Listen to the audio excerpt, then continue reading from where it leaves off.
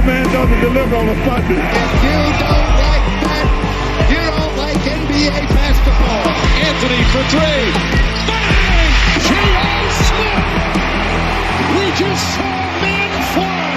LeBron James with no regard for human life. Cleveland! This is for you! What's going on, everybody? Welcome back to another episode of Coast to Coast. I am Ronan Gaine. Joining me, as always, Chris Nambu. Thanks for making this podcast your number one listen for NBA coverage. I know we're not out every day, but when we talk, we usually go in depth. We get everyone covered. And if you like what you're hearing, make sure you're liking, subscribing, following wherever you get your podcasts. You're on YouTube. Drop us that like, subscribe, drop us a comment. Do whatever you can. Keep on supporting us, and we'll keep on producing the great content. This week, we're talking Minnesota Timberwolves. They've been on a decent little run of late. They've won against some key Western Conference teams. Now the question is, are they in a good position to go and make a run for the rest of the season? Chris, what are your thoughts on the T-Wolves? Let's get right into it. It's so tough. This is our poster child in the preseason. I was predicting big things, the way that they were going to incorporate Gobert. And obviously that's been a story told a million times about how that's been difficult. But what we're seeing here in January, just a rejuvenation, I mean, objectively being kind of, you could argue a top 5 team right now, whether that's strength of schedule, whether that's shooting luck. I would argue it's a very bright spot for a pretty disappointing season. So to be sitting here right now at just about 500, I think isn't a bad result for how they've started, and to start the year this strong. I think if you're going to cherry pick and take out a couple games at the end of December, what is it, 12-6 now? I think they might be turning a corner, but I couldn't help but being a little bit negative in the couple games that we watched. So I'll turn it to you. You're usually the ball of sunshine. You're the positive one between us when we talk about some of these teams. So how do you feel to this point? Do you feel like this is a accurate representation of growth this month, or is this kind of a blip, a pre-All-Star blip? I think it's growth in certain areas, but I don't think it's the complete package yet. I'd be surprised if it's something that continued to for the rest of the season. Now I hope that's the way they're going. But the fact that this is all being done still without Karl Anthony Towns, with Gobert missing the odd game here and there, that's where you kind of think it's still not really there, and it probably is just a blip. But I mean, laying it all out, they're 28-26, they're 6th in the West. They've had a solid recovery. Obviously, they were below 500 about a month ago, so they're going in the right direction. They're 8th in defensive rating, but they're only just slightly above what they were last year. You'd think if Gobert was playing at Defensive Player of the Year, Rudy Gobert level, they'd be actually it'd be an even bigger jump.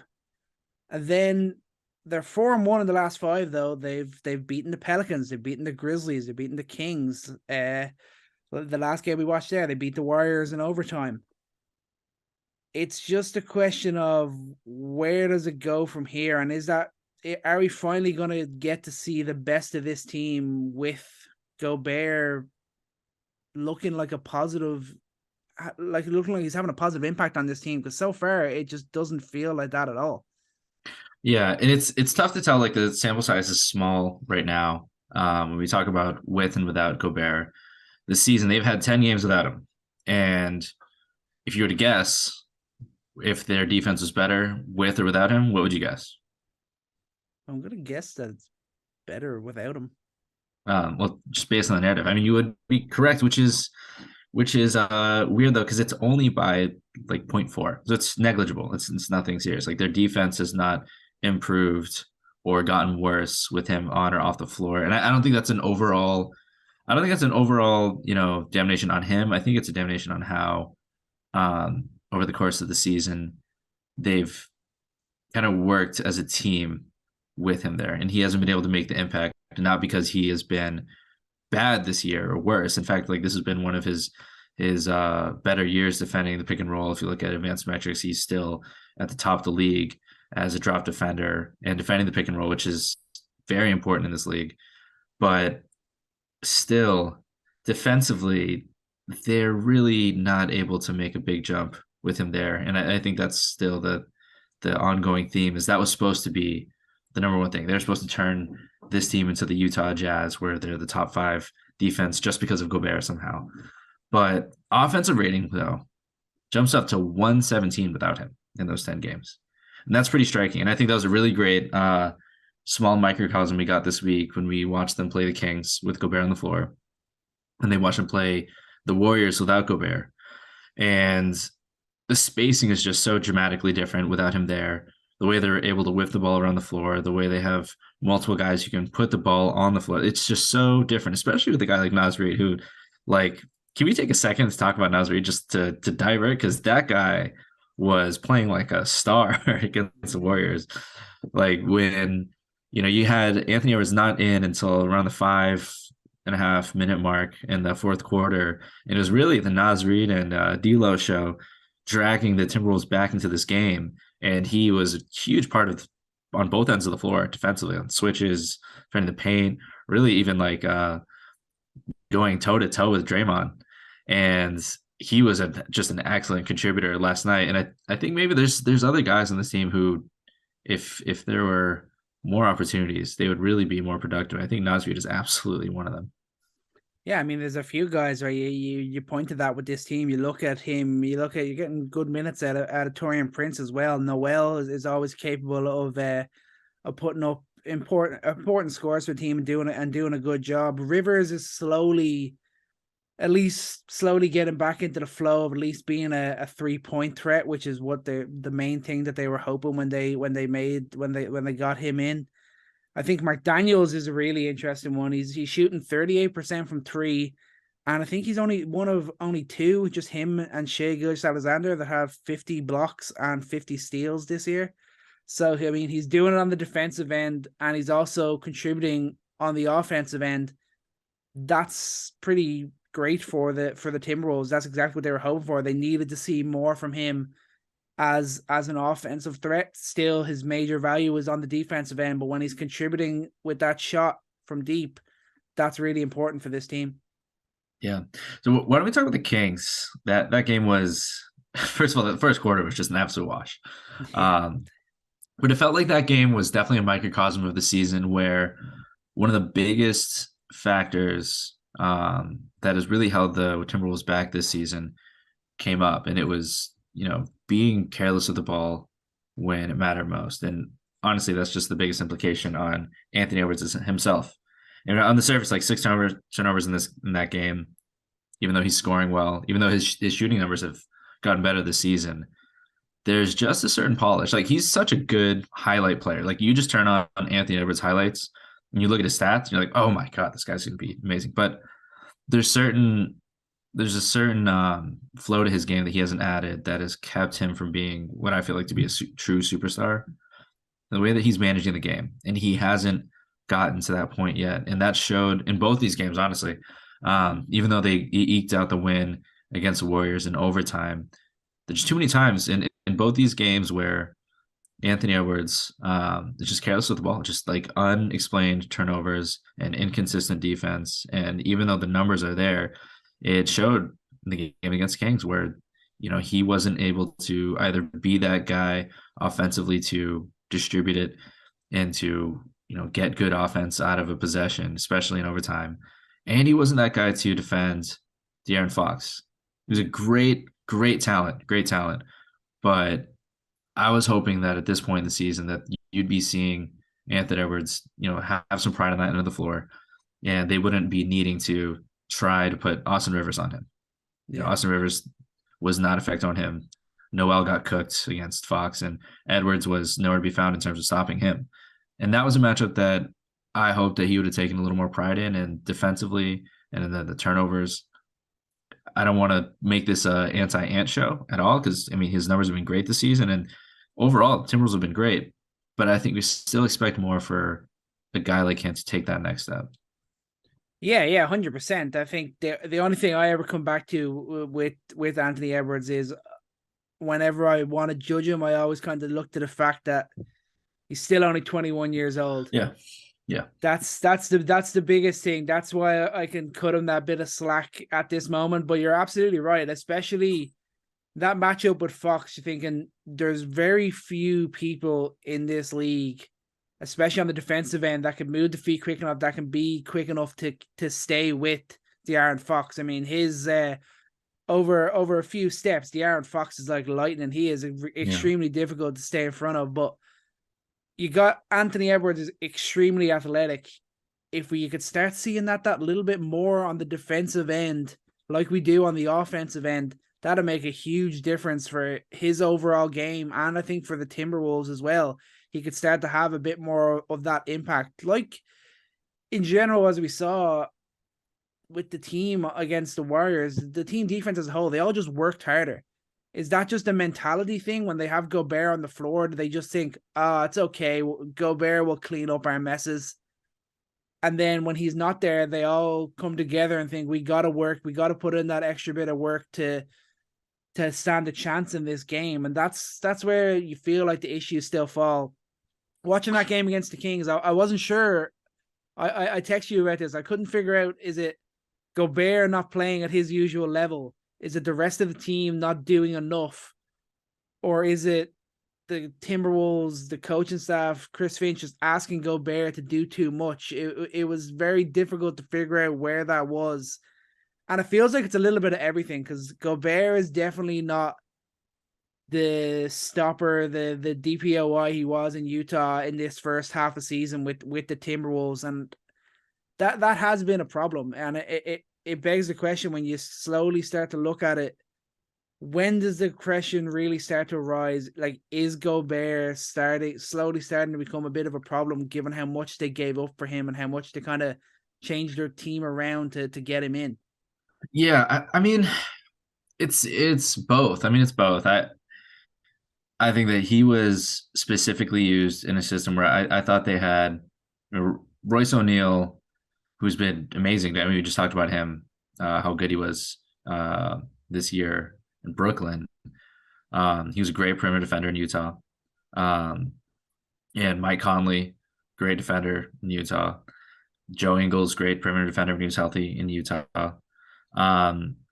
They did get exposed without Gobert at times, but they did their job in terms of navigating screens, getting over screens, and I think they were a much better group in being organized on that end of the floor. Like they communicated much more seamlessly than this current team does, and I think there's just far too much miscommunication. That's the biggest thing.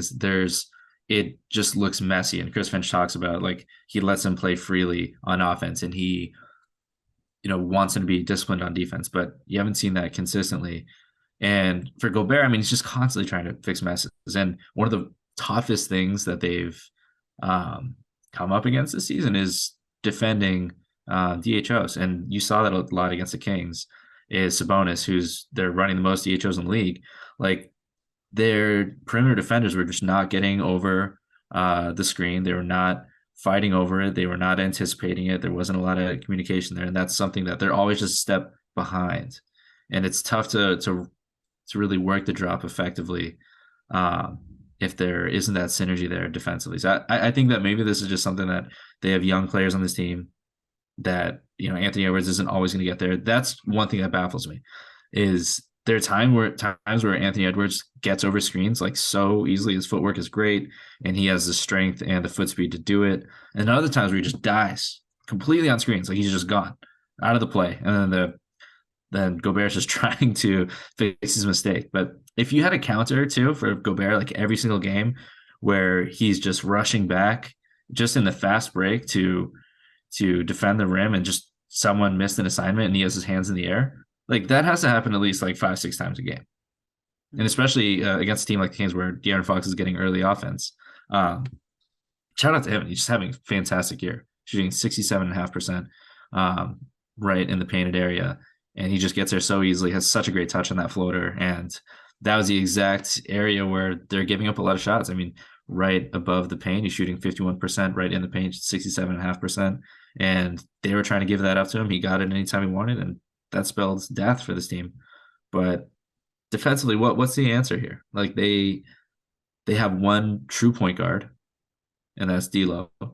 He's at his best a okay defender, passable defender. I think last year he looked great in terms of playing off ball the way they were playing with Cat out there. But I'm not sure, going back to like ultimately answering your question about whether this is spelling, real concern for Gobert long term. We're at the halfway mark. We haven't seen real progress with it. Cat's been injured. It is, I think we started panicking last month, and I don't think anything's changed just because they're winning a bunch of games here in January. And that I hated to come to this podcast and end up like being just a Debbie Downer after watching a really, albeit a messy game, but a win against the Warriors and seeing all the wins they've had in January. But it still feels like a lot of the same, even though the West is so tight. And, if you just look at numbers, they're looking okay right now. Yeah, it's still just that okay, and this was a team we were expecting to really flourish. Maybe it's been a realistic transition so far, but just looking at, I know we keep harping on about Gobert, but he's averaging 13 points, 12 rebounds. Those are both the lowest for him in the last 5 years. He's averaging just 1.3 blocks per game. That's his lowest since his rookie year. So as much as it is a case of finding the right system, getting the right defenders, the right team around him to really give him the opportunity to be at his best, he has to be able to step up a little bit. He has to do a little bit more. He has to find a way to not get so frustrated. Don't get me wrong. I'm sure it's incredibly difficult for a guy who had an entire defensive system built around him and who is such a good defender to be putting up with this. But I think he needs to take that first step. He gets back to playing his best basketball. You hope the team will slowly build around that and continue to get better. McDaniels, he's going to do his bit. The other guys around him, maybe they could make a move, and you look in maybe next year that it could be better. It's not like they brought in Gobert and they were like, right, we have to win the championship now. It was what you're hoping to be the first stepping stone.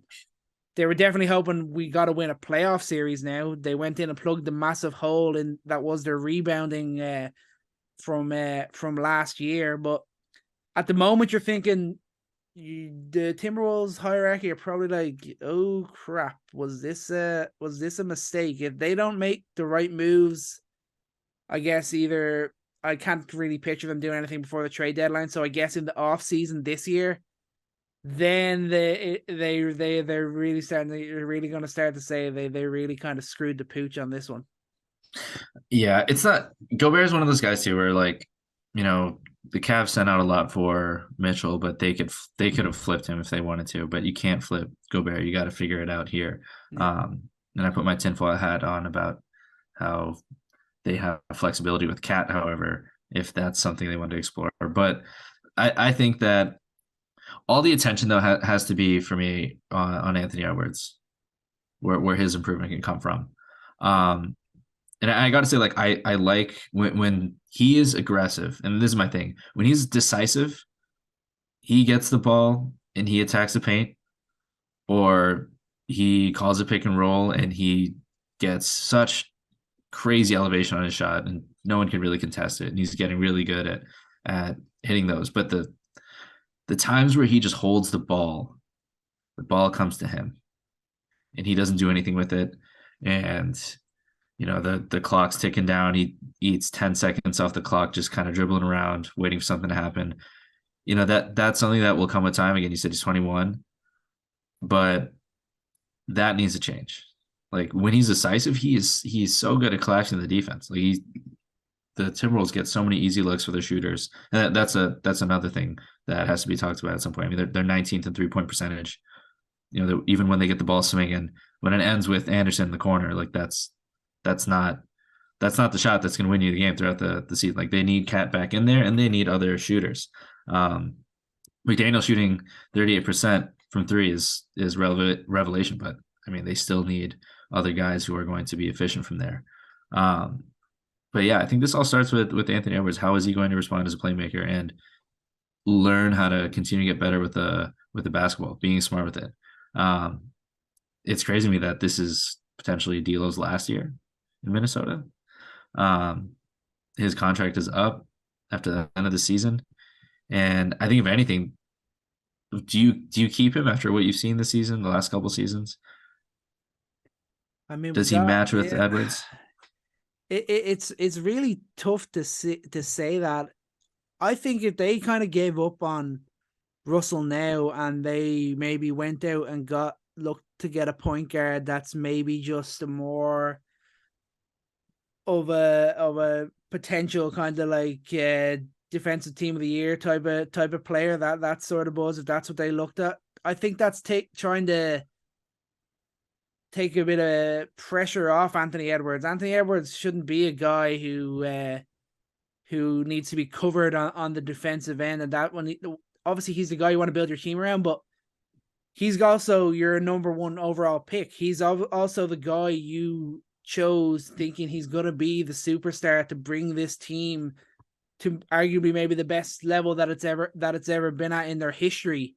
So you have to challenge him to be the best on both ends of the floor and look like what we see out of Tatum, what we've seen in the growth of Devin Booker and other guys like that. You got to say that Anthony Edwards, this is the marker that's being set. You have to not only look to match that, you're going to have to go and try and beat that. I like D'Lo. I like D'Lo, but yeah, it would not be surprising at all if this was his last year with the Minnesota Timberwolves. Because I mean that's my question. Is like, not if you think that the Timberwolves are going to be competing at some point when they're contending, is D'Lo going to be on this team? You probably have to think no. Probably not. I mean, so do you make a move then? I mean, you should consider it.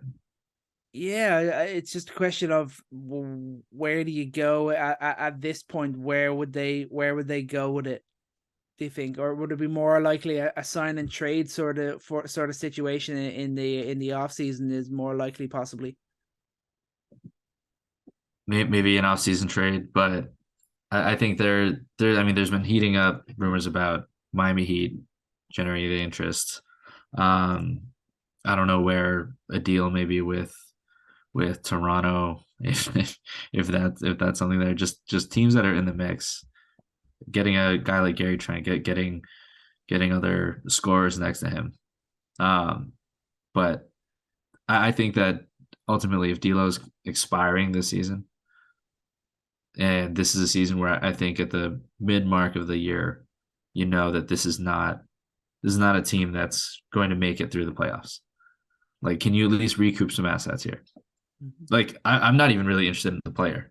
Like, you've gone so far in the negative with the Gobert trade, and I don't think that D'Lo is going to stay here, and I don't think you should be paying him long term. Maybe you have to, but that's such a bad situation to be in. If you have to pay him, you don't have any other situation.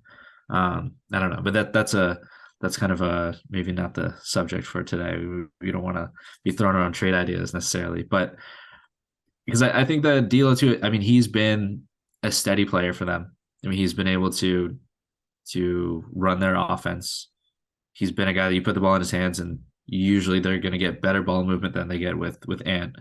But for all the good things that you've seen happen in January, I think it's surprising to me to see them be out of the top 10 offensively just in the month of January. That it's coming from a lot of defense, and I think that a lot of that has to do with shooting luck too. Not on their end shooting well, but other teams shooting better, worse than they usually do. But I'm just confused about where they go from here because it's such a weird position to be in the Western Conference, and I think so many other teams can think the same thing where they're a few games out of being in the top 6, but are they actually good enough where they shouldn't be making a move? Yeah, I mean, it's tough. I think with the Timberwolves, I feel like they're in a position where they're looking at it and thinking we're going to play out this whole year, and they're kind of hoping it's going to get better before serious pressure starts to come, real questions start to get asked. They kind of have their excuse in the bank. They could be like, "Oh, we haven't had Cat for so long," and Gobert's only getting adjusted to this new system and different things like that. Don't get me wrong, but you look at it like D'Lo he's been good this year, like 18 and 6. He's shooting 39% from three. He's been really good. That game against the Warriors, that he got them back into it. I mean, he had 14 straight points in the fourth quarter where they outscored the Golden State 28-17. He was the guy who got them back in. Then Ant was the guy who kind of closed them out with those two crucial buckets in overtime. That's the kind of dynamic duo that you want to see more often, but unfortunately, you're only going to get it in flashes. It feels like with the two of these guys, it just doesn't feel like they don't like play off each other in the way you see some of the other backcourt duos in the league do it. And maybe you're thinking a combo of Ant and Cat as like the two lead offensive threats might be a bit more realistic in terms of gaining further regular season success and then playoff success, especially if Ant can become a better ball handler and playmaker. Yeah. And is that a coaching thing? And these are kind of my final thoughts on it. Like, is that something where we point to coaching? Because at the end of the day, I think what we see from Russ, I mean, a lot of that is he's creating a lot of his own shots, and Anthony Edwards is creating a lot of his own shots, and Finch is letting them like run and be free in the sets that they use, and there's not a lot of organization there. But I think a lot of that has led to the chaos that they have there. And this isn't a team that like they flip the switch once they don't go from like the Warriors do, from chaos on the offensive end to causing chaos on the defensive end all the time. I think a lot of times they're slow to get back, and that's just killed them. But do they need to think about a coach who can implement a system that works here, as opposed to, a coach that's trying to, promote freedom for the offensive players, which sometimes is a good thing. But when you talk about playing off each other, the number one thing I can think of is just Anthony Edwards getting the ball, and D'Lo just being on the other side of the court, and there's not a lot of movement. There's not a lot of them playing off each other, like you said. And especially too, when Anthony Edwards does not have the ball in his hands, what is he doing? Nothing. And this is too, like, maybe this is a spacing thing. Like, they just want to space the floor, let players try and create advantage on their own, and then swing, get an open three. That's something too. But I think too, there just needs to be a little bit more structure to this offense that clearly hasn't shown that they're able to just freely make things happen, especially when you're going to have a system with two bigs out there on the floor. When you have Gobert out there, when you have Cat out there, there's not going to be a lot of easy movement when you got two rumbling bigs. Yeah, for sure. I think, you see it with all the best teams. Often the focus is on the player, but coaching is extremely important as well. And I think Anthony Edwards is the type of guy who would definitely benefit from a nailed down set on system and a coach that's going to work with him individually and make sure he gets the very best out of him. If you're hearing the rumors, there's a lot of rumors of unrest and stuff in Toronto. If there's potential for Nick Nurse to be available, I don't think it'd be crazy for the Timberwolves to look at that. How awkward would that be? You just get replaced by your former boss. I mean, like it would be like that, but when you think of it, that the way Chris Finch appears to be coaching it at the moment is not what's going to deliver the most success to this team as it's currently constructed. I mean, we both were high on Chris Finch and high on the team. We're going into the season. We both predicted him to be coach of the year. So far, that ain't coming true. And so far, I've been disappointed with how he's integrated Gobert and how he's got this team playing. Maybe they're going to kick on the second half of the year, really cement themselves as a top 5 team in the West, which is going to be very difficult to do. The West is kind of all over the place. The teams between like 4th place and like 8th place seem to kind of switch every night.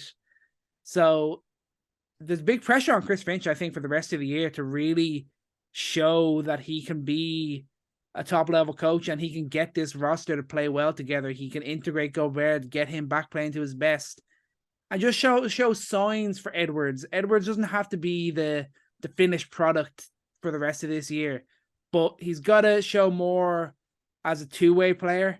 I think if I'm seeing either more on defense or better playmaking in general for the rest of the year, then I'd really start to be confident in Edwards having that superstar trait that he's been pegged with since he came into the league, because I think we're seeing it more. He does have that killer instinct.